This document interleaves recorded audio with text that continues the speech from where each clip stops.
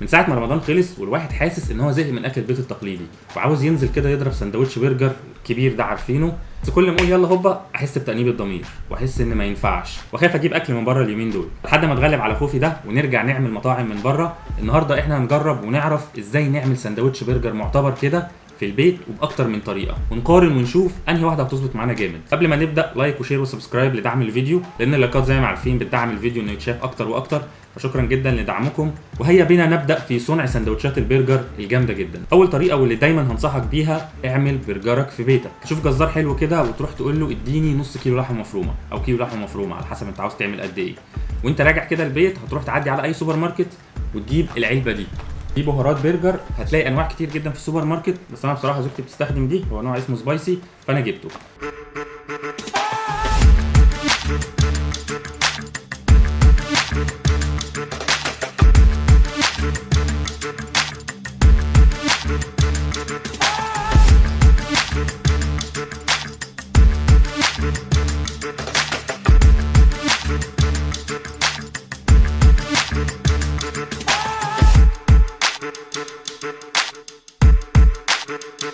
ده شكل برجرات البيت اللي انا عملتها، فما تتريقوش يعني معلش. انا حاطط كل واحده في كيس بحيث ايه لو عاوز اعمل واحده او حاجه تشد الكيس تحطها وخلصانه بالشياكه. باين فيها جدا شكل اللحمه اللي كلنا عارفينه، لون اللحمه نفسه كمان انت ضامنه، انت حاطط كميه توابل وعارف انت حاطط قد ايه بحيث ان هي ما تغطيش برده على طعم اللحمه. بالنسبه لوزنها، فلو وزناها هنلاقيها ان هي وزن قطعه البرجر البيتي دي، انا عارف ان هي صغيره شويه، هنلاقي ان هي وزنها 74 جرام. بيتهيألي كان المفروض اكبرها شويه عن كده، بس هي شكلها لذيذ. من مزايا الطريقه دي انك ضامن كل حاجه، ضامن اللحمه، ضامن بهاراتك، تقدر تشكل البرجر زي ما انت عاوز، كبير صغير رفيع تخين. من عيبه بقى انها هتاخد منك شويه وقت وشويه مجهود. زي ما قلت لكم النص كيلو بيعمل لك 8 قطع من المنظر ده، يعني قول ان هو ممكن يعمل لك 4 قطع لو كبرتها شويه، يعني الكيلو ممكن يعمل لك 8 قطع كبار.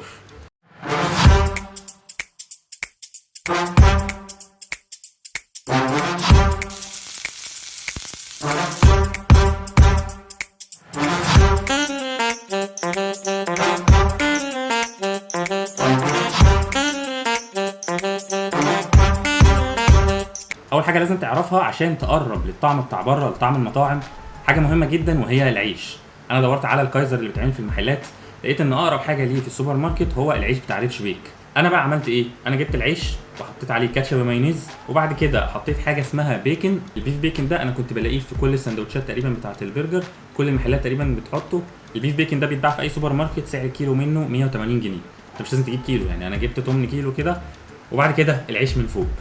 كنت عاوز اعمل بصراحه فرايز وكده بس ما لقيتش فيه وقت، فده شكل الساندوتش البرجر البيتي. ما كشش قوي بصراحه، فبسم الله.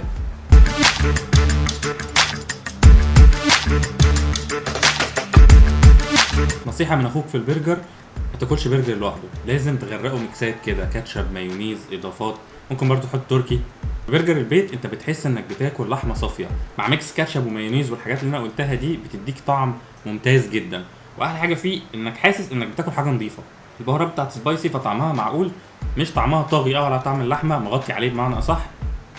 شريحه اللحمه بصراحه بتاعه البيت ما كاتشتش قوي، بيف بيك نشف شويه، بس ده خطا مني انا يعني، لان انا سبته بره شويه في المروحه فهو كان نشف. بس مجملا الساندوتش ممتاز جدا. تاني طريقه، فاكر الجزار اللي انت رحت له في الاول ده؟ هتروح برده تساله هل انت عندك برجر جاهز، خصوصا بقى لو جزار نضيف، هتلاقي عنده دايما بيبيع برجر وسجق والحاجات الجاهزه دي. لو ما لقيتوش بيبيع ممكن تطلع على اي هايبر، كارفور، السوبر ماركتس دي كلها دايما بيبقى فيها جزء خاص بالجزاره وبيبيع الحاجات دي. فزي ما انتم عارفين انا دايما بتعامل مع هايبر 1 وعنده جزاره نظيفه بصراحه، فانا لقيت الجزاره اللي عنده بتبيع العلبه دي تقريبا نص كيلو وفيها 4 قطع برجر.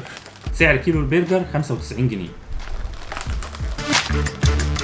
وصفته لحمه بلدي، بقدونس، توم وبصل، ملح، بروتين نباتي، توابل.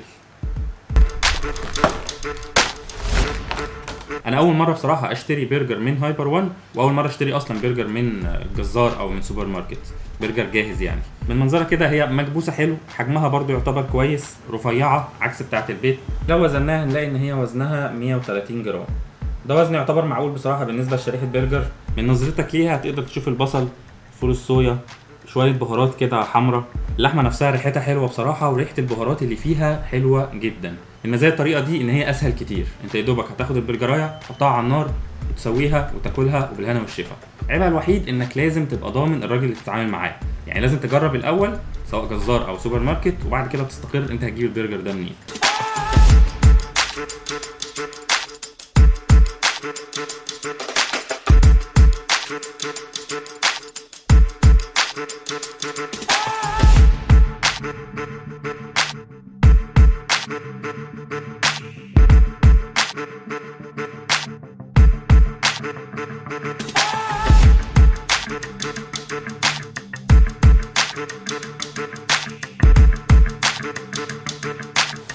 تاني سندوتش معانا هو السندوتش بتاع لحمة خيبر 1، او خلينا نقول بقى السوبر ماركت او الجزار. شكل الساندوتش كده، شريحة اللحمة بصراحة كشت شوية، يعني هي كانت رفيعة جدا بس لما اتحطت في النار تحس ان هي ايه كشت كده وبعجرت. ملحوظة مهمة جدا برضو على اللحمة دي، نزلت كمية دهون غير طبيعية. انت واقف في المطبخ بتشم ريحة توابل، بتشم ريحة سجق اساسا يعني. اكيد انت شفتوا ده في التصوير، فخلينا ندوق كده. بسم الله.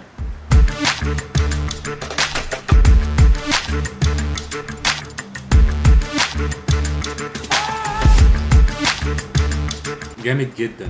اللحمه يعيبها ان هي مش جوسي قوي، بس بصراحه طعم البهارات اللي متبله فيها اللحمه دي اللي عملها محتاج ياخد جايزه البرجر الذهبيه.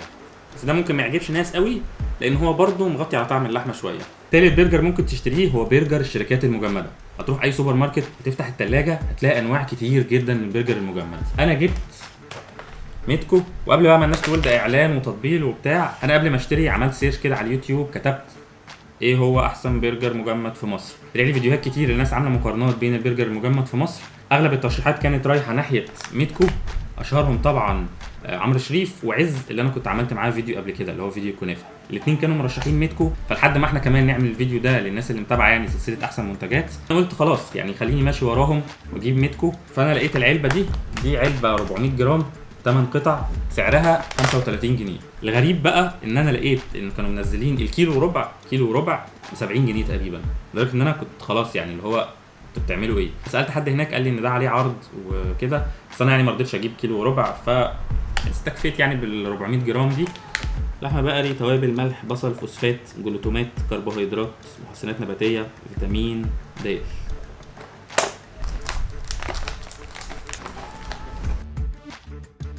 عينين اتنين، قلنا كده 8. شكل البرجرية صغير قوي، بس التغليف بصراحة بتاعها لذيذ، يعني تفتح واحدة وتعملها 2 وتعملهم. هي في تغليف تاني كده اللي هم طبقات فوق بعض، ده تغليف كويس، بس هي صغننة قوي يعني. خلينا نوزنها كده.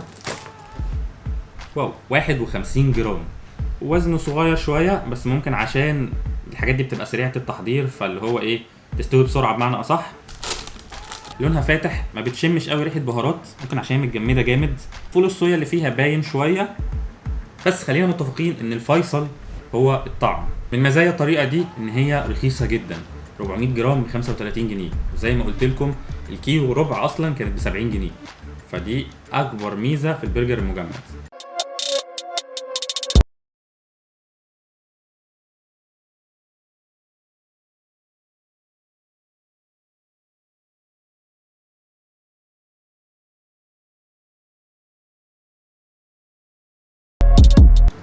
ده شكل البرجر كده.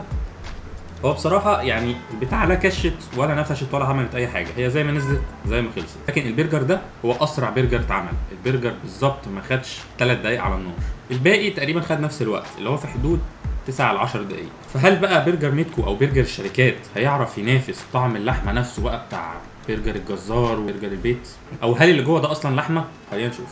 بسم الله.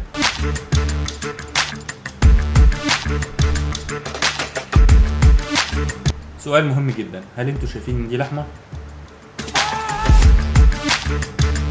حاسس ان انا باكل كاوتش. السندوتشين اللي قبل كده كنت بتاخد القطمه كده تحس ب 80% طعم لحمه و20% الطعم اللي هو بتاع الصوصات والخس والطماطم والحاجات دي. هنا انت بتاكل بتحس بخضار، خس وطماطم. انا مش عارف بصراحه هل عشان حجم البرجريه دي نفسها صغير يعني 50 جرام زي ما قلنا، ولا طعمها نفسه مش قد كده، ولا البرجر ده ما فيهوش لحمه اصلا يعني معظمه فول صويا بمعنى اصح. مش حاسس خالص بطعم بهارات. ما عجبنيش بصراحه ميتكو، ممكن يكون ده مقارنه بباقي الشركات كان احسن واحد، زي ما قلت كان كذا حد مرشحه، ولكن بالنسبه بقى للحمه نفسها البيتي والجزار فلا، ده اي كلام. رابع واخر طريقه المطاعم، بس زي ما قلنا احنا لسه بنتغلب على خوفنا ان احنا نطلب اكل من بره. فلقيت حاجه حلوه اكتر من مطعم عاملها، انهم بيبيعوا الاكل بتاعهم جاهز على التسويه، بحيث انك هتسويه على طول، سريع ونضيف، وفي نفس الوقت ما بعدتش عن المطاعم اللي انت بتحبها. من اهم المطاعم دي بافلو برجر. انا لقيته بيبيع البرجر المجمد بتاعه اللي كلنا عارفينه، بس مجمد جاهز على التسويه. هو بيبيع في بوكس كده، سعر الكيلو 160 جنيه شامل الضريبه، بيتباع 6 قطع او 8 قطع، ليك الخيار. انا طلبته وجالي بسرعه بصراحه، بس يمكن عشان انا طالبه الساعه 11 الصبح. الراجل جاي لابس كمامه، لابس جلافز، فاداء ممتاز من بافلو. خلينا نفتح البوكس ونشوف ايه اللي جواه. هنلاقي شويه تلج عشان يحفظ البرجر، بحيث ان الراجل الطيار يعني بتاع الدليفري اللي جاي البرجر ما يسحش منه. بس انا كنت شفت فيديو للبوكس ده بصراحه عند عز، البوكس كان جاي له حاجه كبيره كده ومليانه تلج. انا بعت لي كيس تلج، مش قد المقام ولا ايه؟ والبرجر نفسه انا طلبت ال6 قطع بحيث نحس كده بطعم اللحمه، او نحس كده بطعم البرجرايه. هما كانوا عاملين على البيج عندهم اللي هو ايه، ازاي تطبخ البرجر، اللي هو هاو تو ميك برجر فور دامز تقريبا. اول ملاحظه عليه ان هم مش حاطين اكياس كده ما بين كل برجرايه والتانيه، دي حاجه يعني مش حلوه قوي. يمكن انا عاوز اعمل واحده او اتنين واسيب الباقي، فهضطر استنى يفك او ابتدي بقى ايه افتحه كده من بعضيه بطريقه صعبه. اول نظره على البرجر، البرجرايه مكبوسه صح جدا، ريحه البرجر حلوه، بس ريحه البهارات مختفيه شويه. برضه تحس ان في حاجات بيضه كده في البرجر. المفروض ان هم قايلين 200 جرام، بس شريحه البرجر دي 165 جرام. ممكن تتعوض في برجريه تانية، مش عارف. خلينا نوزن كده كله بقى. زي ما قلت لكم لو وزننا البرجر كله هو معدي كمان الكيلو، كيلو 12 جرام.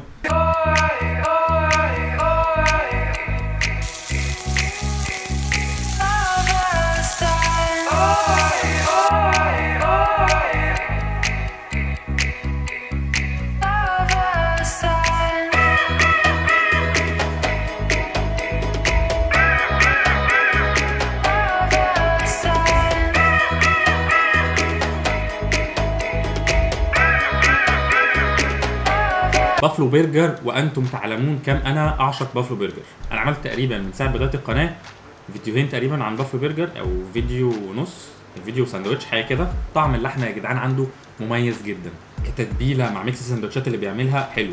العيش برضو بتاع بافلو برجر بيدوب في بقك. هنا العيش قريب منه، اكبر شريحه لحمه فيهم طالعه كده من بره السندوتش. اكتر واحد بصراحه انا متحمس ان انا اجربه، فبسم الله.